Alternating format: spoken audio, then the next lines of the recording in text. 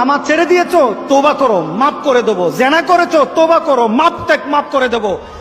আকাশ সমান গুনাহ করেছো, তওবা করো, মাফ করে দেবো। আল্লাহু আকবার। শুধু তাই নয়, আল্লাহ বলেন, বান্দা যখনই তওবা করবি তোরে আমি পছন্দ করি।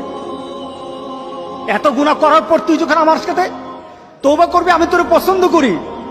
শুধু তাই নয়, আল্লাহ সুবহানাহু ওয়া তাআলা বলেন, যারা মুতাতাহহিরিন, যারা পবিত্রতা অর্জন করে, আল্লাহ তাদেরকে পছন্দ করে।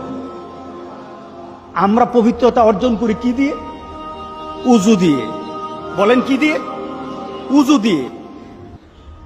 আমরা পবিত্রতা অর্জন করি তওবার মাধ্যমে। প্রথম, এটা হলো আত্মার পরিশুদ্ধতা। আপনার দেহকে পরিশুদ্ধ করতে হবে, আত্মাকে পরিশুদ্ধ করতে হবে। আপনার আত্মাকে পবিত্র বানাবেন।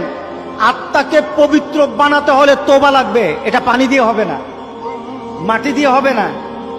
আপনার আত্মাকে যদি পবিত্র করতে চান তাহলে তওবা লাগবে। কি লাগবে? তওবা।